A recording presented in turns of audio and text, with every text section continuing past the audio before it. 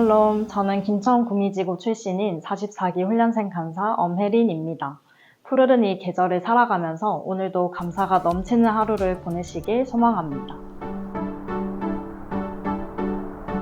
오늘 본문은 소아시아에서 바울과 바나바가 1차 선교 여행을 하던 중 안디옥, 이고니온에 이어서 루스드라에서 전도하고 있는 내용입니다. 바울은 루스드라에서 태어날 때부터 못 걷던 사람을 고칩니다. 바로 그 사람의 믿음을 보았기 때문인데요. 바울이 일어서라고 하는 명령에 바로 순종하는 모습을 통해 그 믿음이 나타납니다. 그런데 사람들이 기적을 행한 바울과 바나바를 거의 숭배하기 시작합니다. 두 사도가 행한 일의 의도는 복음을 전하기 위함이었는데 오히려 우상처럼 여김을 받게 된 것입니다. 그러자 사도들은 옷을 찢으며 사람들에게 자신들도 똑같은 인간임을 강조합니다. 바울과 바나바가 복음을 전하는 이유는 천지 만물을 창조하시고 지금도 살아계신 하나님께로 루스드라 사람들을 돌아오게 하기 위함입니다. 하나님이 지금까지는 이방 민족들이 어떻게 하든 침묵하신 것 같았지만 사실 늘 하나님을 드러내고 계셨습니다. 구약에서는 인간에게 비와 수확을 주시는 사실에서 하나님의 섭리가 나타났습니다.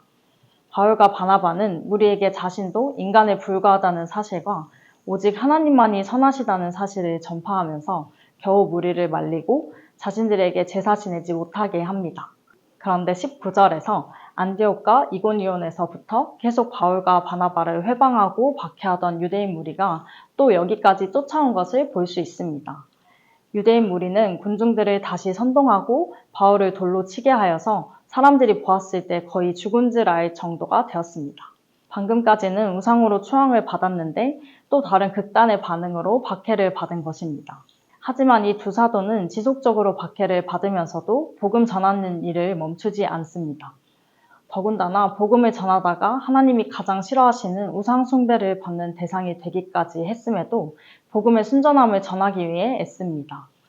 복음을 전하다 보면 이러한 극단의 일들이 생겨나기도 하는데요. 중요한 것은 그럼에도 순전한 복음을 잘 전하려 하는 것입니다. 사도는 그런 사람입니다. 특별한 사람이 아닙니다.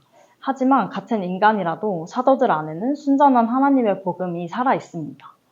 하나님의 사람은 하나님이 침묵하고 계신 것 같은 순간 속에서도 늘 선하게 일하심을 신뢰합니다. 천지 만물을 창조하시고 운행하시는 하나님이 모든 사람을 기다리고 계심을 알고 복음이 전파되는 일에 힘씁니다. 저도 하나님이 침묵하고 계신 것 같은 때도 많았고 특별한 사람이 아니라서 쓰임받기 어렵다고 생각한 때가 있었습니다. 저는 가정에 신앙이 없고 깨어지고 무너진 영역도 많았기 때문에 어릴 적부터 가정 복음화와 회복을 위해 많이 기도해 왔습니다. 하지만 하나님이 응답하시긴커녕 점점 더 답이 없어지는 것 같았습니다. 왜 하필 가정에서 가장 힘도 없는 막내인 제가 하나님의 복음을 알고 전할 사람이 되었을까 의문도 가져봤습니다. 하지만 하나님은 힘 있는 사람을 통해 일하시는 분이 아니라는 사실을 깨닫게 되었습니다. 오히려 약함 속에서 복음의 능력과 온전함을 드러내시는 분이셨습니다. 하나님이 아니고선 안 된다고 고백할 수밖에 없게 하셨고 지금까지 계속해서 하나님은 쉬지 않고 일하고 계셨다는 사실을 보게 하셨습니다.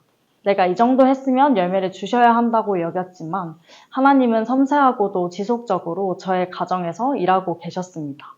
그리고 가장 크게는 저를 지속적으로 변화시키고 새롭게 하심으로 가족들을 잘 공감하며 사랑을 전할 사람으로 세워가고 계셨습니다. 제가 지극히 평범하고 어쩌면 너무 연약하기 때문에 오히려 하나님이 들어 사용하시는 것이 아닐까 하는 생각을 해봅니다. 풍산 독자 여러분은 하나님의 복음을 그대로 받아들이고 있습니까? 하나님이 늘 동일하게 일하고 계신다는 사실을 신뢰하고 있나요? 직접적으로 내가 원하는 결과가 눈에 보여야만 하나님이 일하고 계시다고 생각하진 않았는지 돌아보길 원합니다. 항상 우리에게 선한 일을 행하고 계신 하나님을 믿음으로 순전한 복음을 전하기 힘쓰는 오늘 하루가 되길 간절히 소망합니다. 샬롬.